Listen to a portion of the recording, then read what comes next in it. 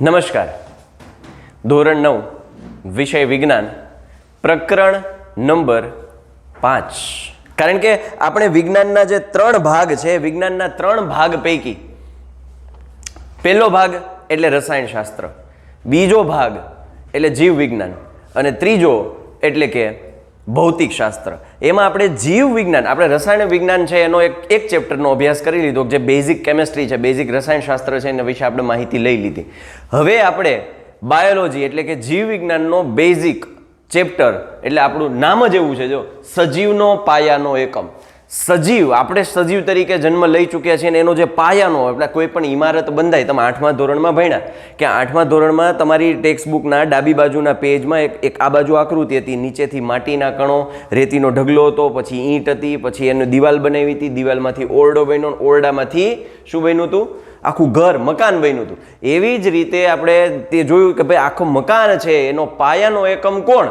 તો કે એનો પાયાના એકમ તરીકે આપણે લઈએ રેતી અથવા તો માટીનું કણ. એવી જ રીતે જે સજીવ, આખું એ સજીવ જે આખું શરીર નિર્માણ થાય તો એના પાયાના એકમ સાવ નીચેથી શરૂઆત થાય, બંધારણની શરૂઆત થાય તો એ ક્યાંથી શરૂઆત થાય? તો એ સજીવનો પાયાનો એકમ, એટલે સજીવનો પાયાનો એકમ એટલે કોષ. સજીવનો પાયાનો એકમ એટલે શું?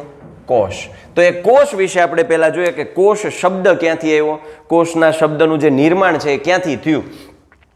કે કોષ શબ્દ એ લેટિન ભાષાનો શબ્દ છે, સેલ્યુલા. જો અહીંયા એમસીક્યુ ખાલી જગ્યા ખરા ખોટા બની શકે કે ભાઈ કોષ શબ્દ ક્યાંથી આવ્યો છે, તો કે લેટિન ભાષાનો શબ્દ સેલ્યુલામાંથી મેળવેલો છે. એટલા માટે જ કોષને આપણે કહીએ છીએ સેલ. કોષને ઇંગ્લિશમાં શું કહેવાય? સેલ. બરાબર? SELL નથી, બરાબર? SELL એટલે વહેંચવું, CELL સેલ. સેલ્યુલામાંથી મેળવેલો છે, જેનો અર્થ થાય નાનો ઓરડો, નાનો રૂમ, કે જે ઓરડા જેવી રચના છે એને સેલ્યુલા કહેવાય. અને એ સેલ્યુલા ઉપરથી શું કહેવાય? સેલ. અને સેલ એટલે કે ગુજરાતી એનું થાય કોષ. તો હવે આ કોષ શબ્દ આપનાર વ્યક્તિ કોણ? તો કે રોબર્ટ હુક નામના અંગ્રેજ વૈજ્ઞાનિક. આ પણ એમસીક્યુમાં પૂછી શકાય કે કોષ શબ્દની માહિતી આપનાર વ્યક્તિ કોણ?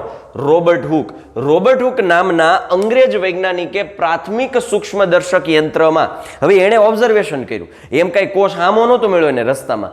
કોષ એને શું કર્યું? તો કે એને વિચાર આવ્યો કે એની પાસે એક પ્રાથમિક સૂક્ષ્મદર્શક યંત્ર, એટલે સૂક્ષ્મદર્શક યંત્ર પોતે બનાવેલું અને પ્રાથમિક કક્ષાનું, અત્યારના જે હાઈફાઈ આવે છે નહીં, પ્રાથમિક કક્ષાનું જે એક સૂક્ષ્મદર્શક યંત્ર છે, એમાં તમને ખબર હોય તો મૂવીઝમાં તમે ક્યાંક જોયું હશે, જે બોટલ હોય, બરાબર, એની ઉપર લાકડાનું એક બૂચ આવે, બરાબર, એ બાટલીનું એક બૂચ, જે લાકડાનું બૂચ છે, એ બૂચના પાતળા છેદનું, પાતળું એવું છેદ લઈ એને શું કર્યું છે? એને નિરીક્ષણ કર્યું છે, ઓબ્ઝર્વેશન કર્યું છે. એ પાતળા છેદનું નિરીક્ષણ કરી, બરાબર, અને એને એક અદ્ભુત રચના જોવા મળી. અને રચના કોના જેવી લાગતી હતી? તો કે મધપૂડાના ખાના જેવી રચના જોવા મળી. કોના જેવી રચના જોવા મળી? મધપૂડાના ખાના જેવી. મધપૂડાનું ખાનું ખાનું ખાનું ખાનું પેલું જોયું હોય ને, તમે જોયું હશે આવું. મધપૂડાનું તો જોયું જોઈએ, બરાબર?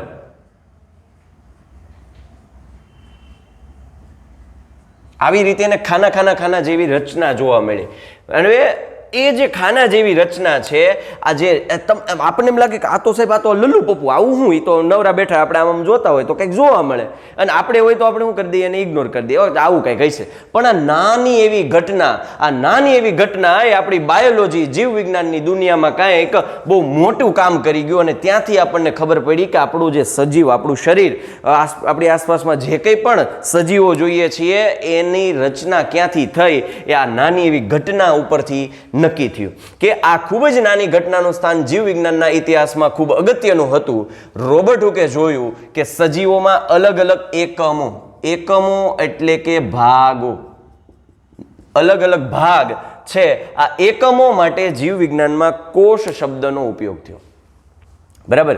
એટલે હવે ખબર પડી આપણને કે અચ્છા, આ જે નાની ખાના જેવી રચના, નાના ઓરડા જેવી રચના, સેલ્યુલા એટલે નાનો ઓરડો, અને નાના ખાના જેવી રચના જે સજીવમાં છે, એને એ અલગ અલગ એકમોને શું નામ આપ્યું? કોષ નામ આપ્યું. હવે કોષના પ્રકાર છે કે કોષ સજીવમાં છે એક, બરાબર છે, પણ એ સજીવોના એક પ્રકાર કે ભાઈ એક કોષીય સજીવ અને બહુકોષીય સજીવ. હવે આપણને ખબર પડે એમાં નામ એવું કામ, નામ ઉપરથી જ ખબર પડે ભાઈ, એક કોષીય એક કોષ, બહુકોષીય એક કરતાં વધારે કોષ. તો એક કોષીય સજીવ, તો કે ભાઈ સૂક્ષ્મદર્શક યંત્રની શોધ પછી એવું જાણી શકાયું છે કે એક જ કોષ સમગ્ર સજીવનું નિર્માણ કરે છે.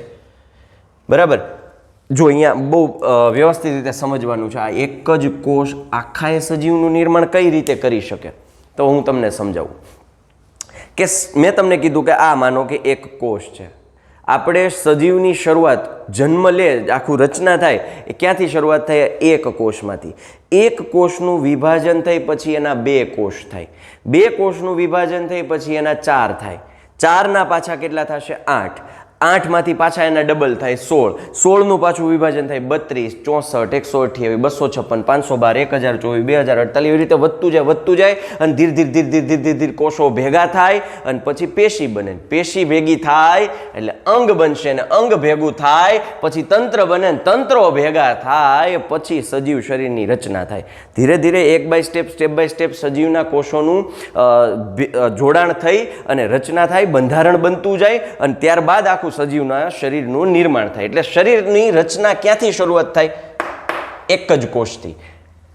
એવું જાણી શકાયું છે કે એક જ કોષ સમગ્ર સજીવનું નિર્માણ કરે છે. એકલો કોષ છે એ આખા સજીવનું નિર્માણ કરે. કદાચ આપણે જ્યારે મનુષ્ય તરીકે માતાના ગર્ભમાં જ્યારે એ શરૂઆત થાય ત્યારે તમે જો કે ધોરણ 8માં પણ ભણી ગયા છો કે શું ફલનવાળી પ્રક્રિયા. બરાબર. જે નર કોષ છે, બરાબર, જે શુક્રકોષ એ માદા કોષના અંડકોષ સાથે ફલન કરશે. ફલન કરવું એટલે કે એની સાથે જોડાવું. એ ફલન થઈ અને એક જે ફલિતાંડ એટલે ફલિત કોષનું નિર્માણ કરશે અને ત્યારબાદ એ કોષનું સતત વિભાજન થઈ એ 1માંથી 2 થાય અને એવી રીતે આખા ધીમે ધીમે મોઢાનું સર્જન થાય, આંખનો આકાર આવે, નાકનો આકાર આવે, હાથ છે, ઉપાંગો, આપણા હાથ અને પગ એને આપણે ઉપાંગો કહીએ તો એનું નિર્માણ થાય. બરાબર. તો આ વસ્તુ છે એ એક કોષમાંથી નિર્માણ થાય. સમજાય? એટલે આ વાક્ય બહુ અગત્યનું છે. સૂક્ષ્મદર્શક યંત્રની શોધ પછી એવું જાણી શકાયું છે કે એક જ કોષ સમગ્ર સજીવનું નિર્માણ કરે છે. વાંચવામાં પહેલી વખત વાંચીએ તો અટપટું લાગે, સાહેબ એક જ કોષ આખા સજીવનું થોડું નિર્માણ કરે. આપણે તો બહુકોષી છે. તમે હમણાં કીધું બહુકોષી છે તો એક કરતાં વધારે કોષો હોવા જોઈએ. હા, છે એક કરતાં વધારે કોષો, પણ શરૂઆત ક્યાંથી થઈ? આ એક જ કોષથી થઈ. બરાબર. સજીવો મુખ્યત્વે 2 પ્રકારના હોય છે. અહીંયા ટાઇટલમાં જ પ્રશ્ન છે કે ભાઈ કયા કયા? એક કોષીય અને બહુકોષીય. હવે આપણે ડિટેલમાં વાત કરીએ એક કોષીયની. તો જેવું નામ એવું કામ. એક જ કોષ બધા કાર્યો કરી અને સંપૂર્ણ સજીવ તરીકે વર્તે. એટલે એકલો, વન મેન આર્મી. એક જ કોષ બધાય કામ કરવા. હલનચલન કરવું એટલે કે પ્રચલન કરવું, પાચન કરવું, ખોરાકનું અંતઃગ્રહણ કરવું, કે પછી ઉત્સર્ગ દ્રવ્યોને શરીરની બહાર કાઢવા, કે પછી વિવિધ દ્રવ્યોનું નિર્માણ કરવું, આવા બધાય કામ એકલો કોષ કરે. સાહેબ એવું થોડું એક જ કોષ બધાય કામ કરે? જો હમણાં સમજાવું તમને. એની રચના ભલે એક જ કોષ કામ બધાય કરે છે પણ એના કામની વહેંચણી કઈ રીતે થઈ છે આપણે જોઈશું. એમાં આવશે કોષીય અંગિકાઓ. આપણે જોઈએ કે જુઓ, પહેલા તો આપણે સમજીએ કે એક કોષીય કોને કહેવાય? કે એક જ કોષ બધા કાર્યો કરી સંપૂર્ણ સજીવ તરીકે વર્તે છે. આખા સજીવ તરીકે કોણ? એક જ કોષ. આખો સજીવ એકલો કોષ. ત્યારબાદ વિભાજન દ્વારા તેના જેવો બીજો સજીવ સર્જે. જો હવે અહીંયા હું સમજો, વિભાજન થાય છે. આ એક કોષ છે, વિભાજન થઈ અને 2 કોષ થયા પણ આખા અલગ સજીવ તરીકે જ વર્તશે. સમજો વાતને. અહીંયા જે મેં તમને વાત સમજાવી હતી 1માંથી 2, 2માંથી 4, 4માંથી 8, પણ હતો એક જ સજીવ. એમાં ને એમાં નિર્માણ પામીને એની સાથે જોડાયેલા હતા. હવે આ એક કોષીય સજીવનું કેવું છે? એક જ કોષ. એક જ કોષ એનું વિભાજન થઈ અને 2 કોષ બની ગયા. આ 2 કોષ બન્યા હવે અલગ અલગ સજીવ તરીકે વર્તશે. અલગ અલગ સંતતિ એટલે સંતાન તરીકે એટલે અલગ જ સજીવ થઈ જાય. એક જ કોષનું વિભાજન થયું અને 2 સજીવ થઈ ગયા. ઓલામાં કેવું હતું? એક કોષ વિભાજન પામી, 2 કોષ હતા પણ છે તો ભેગા જ. 2 કોષમાંથી 4 કોષ થયા પણ છે તો એક જ સજીવમાં, એક જ જગ્યાએ. બરાબર. તો આ છે એક કોષીય સજીવ. નાનો એવો તફાવત છે. વાક્ય રચના આપણે પહેલી નજરમાં સરખા લાગે પણ એને ઊંડાણપૂર્વક સમજીએ તો એનો તફાવત આપણને ખબર પડે કે એક જ કોષ બધા કાર્યો કરી સંપૂર્ણ સજીવ તરીકે વર્તે છે અને વિભાજન દ્વારા તેના જેવો બીજો સજીવ સર્જે છે. બીજો સજીવ એટલે કે સંતાનનું નિર્માણ કરે છે. ઉદાહરણ તરીકે બેક્ટેરિયા. જે બેક્ટેરિયા છે એક કોષીય સજીવમાં આવશે. બરાબર. ત્યારબાદ ક્લેમિડોમોનાસ, તમે સર્ચ કરજો, તમને ખબર પડશે ક્લેમિડોમોનાસનો લુક કેવો. ગૂગલ, હવે તો આપણે ગૂગલ બાબા છે જ, બરાબર. ગૂગલ બાબાને યાદ કરી લેવાના કે અમુક વસ્તુને તમારે સર્ચ કરતાં શીખજો. હવે સેલ્ફ એજ્યુકેશન પણ એટલું જ મહત્ત્વનું રહેશે, બરાબર. અમુક વસ્તુ જે તમને નથી સમજાતી, વિઝ્યુલાઇઝ નથી થતી, તો એને તમારે શું કરવાનું, આપણી પાસે બહુ સરસ મજાનું યંત્ર આપી દીધું છે આપણને ખરીદી, તો એને સર્ચ કરો, એનો પ્રોપર વ્યવસ્થિત રીતે સારો સદુપયોગ કરો, પ્રોપર યુઝ કરો, યુટિલાઇઝ કરો. બાકી તો આપણને ખબર જ છે, યુટ્યુબમાં ભણતા હોય પછી યુટ્યુબમાં ભણતા ઉપર સ્ક્રોલ કરીએ તો બીજા વિડીયોઝમાં પહોંચી ગયા હોય, બરાબર. એટલે એક આપણે નથી કરવાનું, આપણે હવે ભણવાનું જ, કારણ કે હવે 9માં જ તમે આવી જાય, હમણાં જ 10મું આવી જાય, ઊભું રહી જાય, ખબર નહીં પડે. એટલે આપણે પાયો છે એ મજબૂત કરવાનો. એટલે અહીંયા જો bacteria, Chlamydomonas, amoeba, paramecium. Amoeba આપણે ખબર છે ને, અમીબાનો આકાર મજા આવે એવો હોય. પેરામિશિયમ ચપ્પલના તળિયા જેવો આકાર, પછી એમાંથી રૂછડા નીકળેલા હોય, પેરામિશિયમ.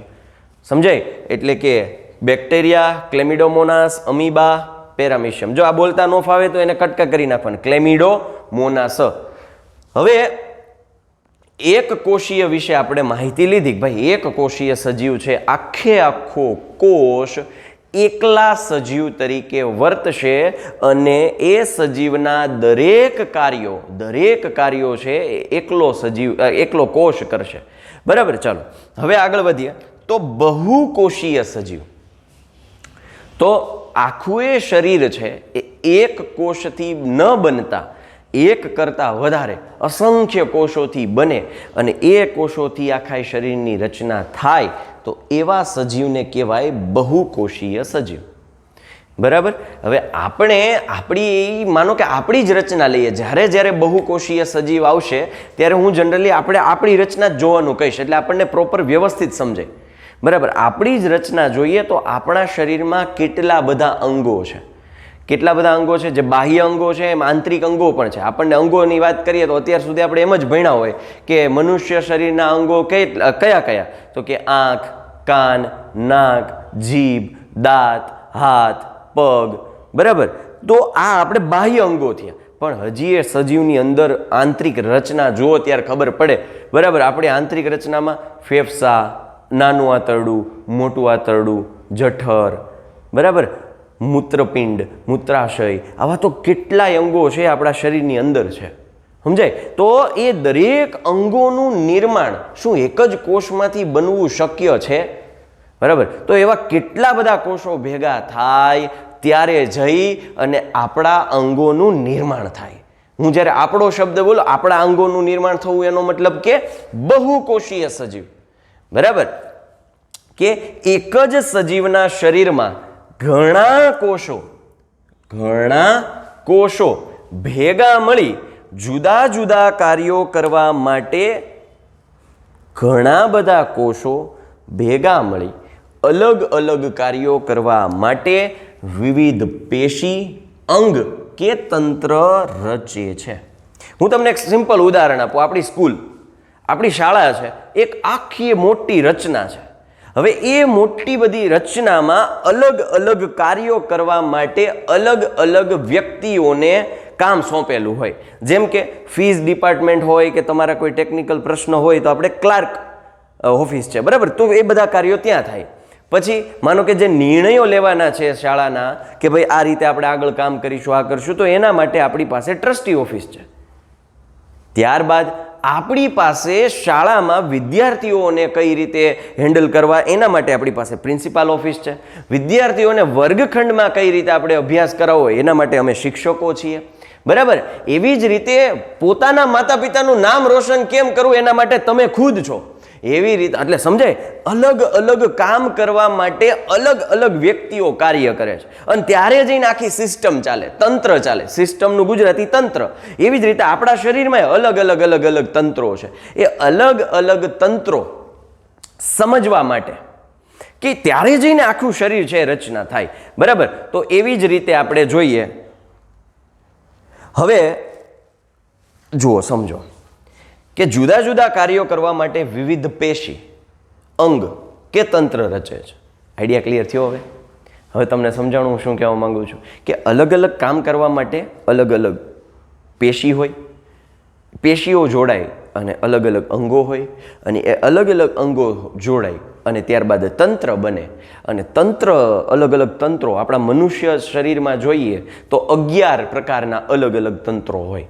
શરીરની અંદર અલગ અલગ રુધિરાભિસરણ તંત્ર છે, પાચન તંત્ર છે, શ્વસન તંત્ર છે, બરાબર, ચેતાતંત્ર છે, કંકાલ તંત્ર છે, આવા અલગ અલગ 11 તંત્રો છે. એ તંત્રો ભેગા થઈ અને ત્યારે આખું શરીર બને. તમે વિચાર તો કરો, એક અદ્ભુત રચના. આપણી શરીરની રચના છે એક અદ્ભુત રચના છે. એક કોષથી શરૂઆત થઈ અને ધીરે ધીરે કોષો ભેગા થઈ અને શું બને? જો યાદ રાખજો, આ સ્ટેજ યાદ રાખજો. કોષો ભેગા મળીને શું થાય? પેશીઓ બને. પેશીઓ ભેગી મળી અને શું બને? અંગ બને. અંગ ભેગા થઈ અને શું બનાવે? તંત્ર બને. અને તંત્ર ભેગા થઈ અને આખે આખું શરીર બને. રેડી? ચાલો, તો દરેક બહુકોષી સજીવ એ એક જ કોષમાંથી નિર્માણ પામે. દરેક બહુકોષી સજીવ એ એક જ કોષમાંથી નિર્માણ પામે છે. મેં તમને અહીંયા પણ વાત કરી કે એક જ કોષમાંથી નિર્માણ પામે. કઈ રીતે એ પણ મેં તમને સમજાવ્યું કે કોષનું વિભાજન થાય છે અને ત્યારબાદ વિભાજન એટલે ખબર પડે ને, આપણો સિમ્પલ શબ્દ છે વિભાજન, કટકા કરવા, બરાબર. હવે આ એક જ કોષમાંથી નિર્માણ પામે છે. ઉદાહરણ તરીકે યીસ્ટ સિવાયની ફૂગ. ફૂગ છે, જેમ કે ફૂગનું તમને બેસ્ટ એક્ઝામ્પલ આપું, મશરૂમ. આપણે મશરૂમ જોઈએ ને, એ એક પ્રકારની ફૂગ છે. તો એ પણ કેવું છે? બહુકોષીય. વનસ્પતિઓ અને પ્રાણીઓ, આ બે શું છે? મતલબ આ મુખ્યત્વે બહુકોષીય સજીવોમાં ઇન્વોલ્વ કરવામાં આવે છે, બરાબર. હવે આમ દરેક સજીવમાં અહીંયા એક શબ્દ આવ્યો, કોષ વિભાજન, જે હું તમને ક્યારનો સમજાવતો હતો. કોષોના વિભાજન થઈ તેવા જ પ્રકારના કોષો ઉત્પન્ન થાય છે. તેવા જ પ્રકારના કોષો ઉત્પન્ન થાય છે. આમ બધા કોષો પૂર્વ અસ્તિત્વવાળા કોષમાંથી ઉદ્ભવે છે. આ પ્રશ્ન અલગ રીતે પણ પૂછી શકાય. આ પ્રશ્ન એક કોષીય અને બહુકોષીય સજીવની માહિતી આપો, અથવા તમને પ્રશ્ન એમ પણ પૂછી શકાય કે સમજાવો બધા જ કોષો પૂર્વ અસ્તિત્વવાળા કોષમાંથી ઉદ્ભવે છે. આ વસ્તુ સમજાવો તો પણ તમારે આ જ આખી કથા કરવાની છે, બરાબર. તો અહીંયા શું છે? દરેક સજીવમાં કોષ વિભાજન થઈ તેવા જ પ્રકારના. જો હવે હું એમ કહું છું કે એક પ્રકારનો કોષ છે, માનો કે હું તમને એમ કહું કે તમારી પાસે મોટો સાકરનો ગાંગડો છે. હવે એ સાકરનો ગાંગડો છે અને તમે વિભાજન કરો તો એ સાકરના પ્રકારનું જો મીઠું ન થઈ જાય. આવું ઉદાહરણ આપણે સમજાણું, ભાઈ મોટો સાકરનો ગાંગડો છે, એનું તમે વિભાજન કરો છો તો એ એના જેવું જ રહેશે, સાકર જ રહેશે. એના ગુણધર્મો કે એનું લક્ષણ કે રંગરૂપ આકાર કંઈ આકાર બદલાશે પણ રંગરૂપ નહીં બદલાય. આ વાત સમજાય? તો એવી જ રીતે એક કોષમાંથી વિભાજન થઈ તેવા જ પ્રકારના કોષો ઉત્પન્ન થાય છે અને આમ બધા કોષો પૂર્વ અસ્તિત્વ એટલે કે પહેલું જે પહેલો કોષ શરૂઆત થાય છે ત્યાંથી પૂર્વ અસ્તિત્વ ધરાવતા એના પૂર્વ અસ્તિત્વવાળા કોષોમાંથી ઉદ્ભવે છે. આખા સજીવનું નિર્માણ ક્યાંથી થાય? તો કે પૂર્વ અસ્તિત્વ ધરાવતો કોઈ એક કોષ છે એમાંથી આખું સજીવ છે એનું નિર્માણ થયું. હવે આગળ વધીએ. આના પછીનો એક ક્વેશ્ચન છે કે સજીવોમાં શ્રમ એટલે કે કાર્યની વહેંચણી સમજાવો. સજીવોમાં જે આપણે કાર્ય કરીએ છીએ, દરેક સજીવો છે એમાં આપણું જે સજીવોનું જે શરીર છે એ અલગ અલગ કાર્યની વહેંચણી, અલગ અલગ કાર્યો કરવા માટે કઈ રીતે એની વહેંચણી છે, કામની વહેંચણી છે, એ સમજાવો. હવે હું તમને એક સિમ્પલ ઉદાહરણ આપું. આપણે માનો કે જે ઉદાહરણ આપ્યું હતું સ્કૂલનું, એ જ ઉદાહરણ ફરીથી લઈએ કે આપણે માનો કે એક સ્કૂલ ચલાવીએ છીએ અને એ સ્કૂલમાં દરેકને જે અલગ અલગ કામ સોંપવામાં આવ્યું છે એ જ કાર્ય કરે તો જ વ્યવસ્થિત રીતે આખું તંત્ર ચાલે. હવે તમને મેં એમ કીધું છે કે ભાઈ મને કામ આપ્યું છે ભણાવવાનું, બરાબર, અને હું જઈ અને ફી ઉઘરાવવા બેસી જાઉં તો પછી ભણાવવાનું કામ બખેડાઈ જાય. વાત સમજાય? એટલે યોગ્ય કામ કરવા માટે યોગ્ય શ્રમની વહેંચણી કરવામાં આવી છે, ત્યારે જઈને આખી સિસ્ટમ ચાલે. આખું આ જે શરીર, આપણું સંસ્કારદીપ શરીરને લઈ લઈએ તો એ વ્યવસ્થિત રીતે ચાલે. સમજાય? તો એવી જ રીતે આ જે સજીવો છે એમાં શ્રમની વહેંચણી કઈ રીતે કરવામાં આવી છે? તો સજીવોના કદ અને આકાર તેના વિશિષ્ટ કાર્ય સાથે સંબંધિત હોય છે. સજીવો છે એનું કદ અને એનો આકાર એના અલગ અલગ કાર્ય જે છે એના આધારે એની રચના થઈ હોય છે. જેમ કે હું તમને એમ કહું કે બળદ છે, એ બળદનું કાર્ય કેવું છે? બળ કરવાનું, બરાબર, એ ખેતરમાં હળ ચલાવવાનું. હવે એ જ બળદ આવડો હોત તો, એ સજીવની રચના ખિસકોલી જેવડી હોત તો તો એ બળ કરી શકત નહીં ને. તો એ સજીવોનું કદ અને આકાર એના અલગ અલગ કાર્ય સાથે સંબંધિત હોય છે, એની સાથે સંબંધ ધરાવે છે એનો રચના. બરાબર, સજીવનું જે રચના થાય છે એના કાર્યો સાથે એના આધાર રાખે છે, અને કાર્યના આધારે એ સજીવની રચના થઈ છે. જેમ કે હું તમને એક સિમ્પલ ઉદાહરણ આપું કે પછી આપણે જે જળચર, જેમ કે હું કહું બતક છે, એના પંજા જોજો તમે, એ આમ જોડાયેલા હોય, જોયું? તો એની શરીરની રચના કેવી છે? તો કે એના કાર્યને આધારે, ભાઈ એના પગ શું કામ એને ઉપયોગમાં લેવાનું છે? તરવા માટે. તો એના પંજા છે એ જોડાયેલા છે. આપણા પંજા છે એની આંગળીઓ છૂટી છે. કેમ? તો કે આપણે અલગ અલગ કાર્યો અલગ રીતે કરવાનું છે. કોઈ વસ્તુને પકડવું, બરાબર, લખવું, તો એના અલગ અલગ કાર્યો છે, એના આધારે શરીરની રચના થયેલા. આ મુદ્દો સમજાય?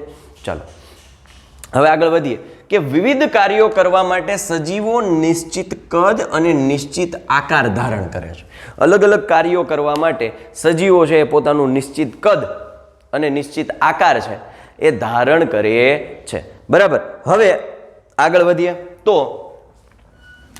જેમ કે જો અહીંયા નિશ્ચિત કદ અને નિશ્ચિત આકાર અલગ અલગ કાર્યો કરવા માટે કરે છે. અહીંયા હું તમને સમજાવું કે અમીબા જેવા પ્રાણીઓના કોષનો આકાર સતત બદલાતો રહે છે. અહીંયા તમને વિરોધાભાસ થતો એવું લાગે, સાહેબ નિશ્ચિત કદ અને નિશ્ચિત આકાર ધારણ કરે છે, નીચે તમે એમ લખ્યું છે કે અમીબા જેવા પ્રાણીઓના કોષનો આકાર સતત બદલાતો રહે છે, તો નિશ્ચિત ક્યાં રહ્યું? જો હું તમને સમજાવું કે અમીબા છે આકાર ક્યારે બદલાવે, તો કે જ્યારે એને સામે માનો કે કોઈ ખોરાક ભાળે છે, તમે 8મા ધોરણમાં ભણી ગયા, અમીબાનું ખોરાકનું અંતઃગ્રહણ સમજાવો એવો પ્રશ્ન આવતો. બરાબર, એ અંતઃગ્રહણ એટલે શું? તો કે ખોરાકને પોતાની અંદર ગ્રહણ કરવું. કઈ રીતે કરે? તો કે અમીબા છે એ માનો કે અહીંયા કોઈ કણ છે, ખોરાક છે, એ ભાળી ગઈ અમીબા, અચ્છા આ મારો ખોરાક છે, મારો ટાર્ગેટ છે. હવે એવું શું કરશે? અમીબા એની નજીક જશે. અમીબા નજીક જઈ અને ખોટા પગનું નિર્માણ કરશે. કેવા? ખોટા પગનું નિર્માણ કરશે. એ ખોટા પગનું નિર્માણ કરી એ કણને ફરતી કોરથી કરશે, ઘેરાવ લેશે અને પછી એને પોતાની અંદર સમાવી લેશે. આમ એ ખોરાક લે, એટલી આકાર બદલાવે. સમજાણું કે અમીબા છે એ કોષનો આકાર સતત બદલાતો રહે છે, એક કોષી પ્રાણી હોવાથી. શું કામ એને આકાર શું કામ બદલાવાની નોબત આવી? એ કે એક કોષી પ્રાણી હોવાથી તેમાં ઉચ્ચ સજીવોની માફક, ઉચ્ચ સજીવો એટલે કે બહુકોષી સજીવો. જો અહીંયા ઉચ્ચ સજીવો પરીક્ષામાં યાદ ન આવે તો તમે અહીંયા એમ પણ લખી શકો બહુકોષી સજીવો. શું લખી શકો? બહુકોષી સજીવો. જરૂરી નથી, હજી હું તમને વારે ઘડીએ ચોખવટ કરતો જઈશ કે એનસીઈઆરટીએ આપણને બહુ સરસ છૂટ આપી છે કે તમને સમજાયેલો પ્રશ્ન તમારી ભાષામાં તમારી રીતે પણ વ્યવસ્થિત રીતે અને વૈજ્ઞાનિક શબ્દનો પ્રયોગ કરી અને તમે પ્રશ્ન લખી શકો. બરાબર, તો બહુકોષી સજીવોની માફક પેશી, અંગ કે તંત્ર જેવી રચના હોતી નથી. એ આપણને ખ્યાલ છે કે એક કોશીમાં આપણે હમણાં જ ભણ્યા કે ભાઈ એક જ કોષ બધા કામ કરે છે, તો એમાં અંગ, તંત્ર અને બધું કાંઈ હોવાનું મતલબ હશે નહીં. બરાબર, તો એમાં કોઈ અંગ નહીં હોય, તંત્ર નહીં હોય, પેશી નહીં હોય, માત્ર ને માત્ર એકલો કોષ છે એ કામ કરે. સાહેબ એકલો કોષ બધી રીતે બધી જગ્યાએ કેમ પહોંચી વળતો હોય છે, બધાએ કામ એકલો કેમ કરી રહેતો હોય છે? તો હવે જુઓ, હવે આગળ વાંચીએ કે એના જેવી રચના હોતી નથી, પરંતુ ચોક્કસ કાર્ય કરવા માટે ચોક્કસ અંગિકાઓ હોય છે. હવે જો અહીંયા એક નવો મસ્ત શબ્દ આવ્યો, એ અંગિકાઓ. કેવી અંગિકાઓ? કોષીય અંગિકાઓ. કેવી અંગિકાઓ? કોષીય અંગિકાઓ. અંગિકા જો અંગ નથી, અંગિકા છે. અંગિકા એટલે શું? આ એક કોષની રચના તમને દેખાય છે, કોષ એક જ છે, પણ એની અંદર નાની નાની નાની નાની રચનાઓ જોવા મળશે, અને આ નાની નાની રચનાઓ છે એ અલગ અલગ કાર્યો કરતી હશે. જો હું તમને સમજાવું કે લેટ સપોઝ આ એક કોઈક અમીબા છે, બરાબર, આ માનો કે અમીબા છે. આ અમીબાની અંદર વિવિધ પ્રકારની અંગિકાઓ હશે. શું હશે? અંગિકાઓ છે. આ એક જ કોષ, અને એની અંદર શું છે? વિવિધ અંગિકાઓ છે. આ વિવિધ અંગિકાઓ અલગ અલગ કામ કરતી હશે. ભાઈ આ એક અંગિકા છે એનું કામ છે પાચન કરવાનું છે, આ એક અંગિકા છે એનું કામ છે નવા નવા દ્રવ્યોનું સર્જન કરવાનું છે, આ એક અંગિકા છે એનું કામ છે ઉત્સર્ગ દ્રવ્યોને બહાર કાઢવાનું. ઉત્સર્ગ દ્રવ્યો એટલે કે શરીરમાં, એટલે કે અહીંયા કોષ લઈએ, આ સંદર્ભમાં કોષ લઈએ તો કોષમાં રહેલો વધારાનો કચરો એને આપણે કહીશું ઉત્સર્ગ દ્રવ્ય. અહીંયા લખું છું, જરા જોજો. ઉત્સર્ગ દ્રવ્ય એટલે શું? ઉત્સર્ગ દ્રવ્ય એટલે શું? તો કે કોષમાં રહેલો વધારાનો કચરો, એને આપણે શું કહીશું? ઉત્સર્ગ દ્રવ્ય.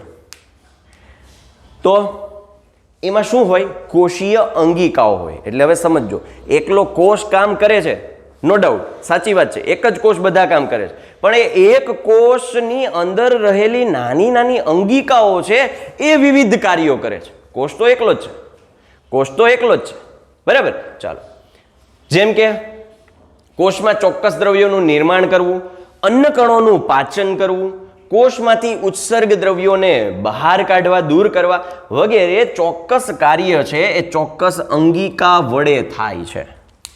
સમજાણું? મેં તમને કીધું એ પાચન કરવાનું, અન્નકણો જે એને ખોરાક લીધો છે એનું પાચન કરવાનું કામ અલગ અલગ અંગિકા કરે છે. ઉત્સર્ગ દ્રવ્યોને બહાર કાઢવાનું અલગ અંગિકા કરે છે.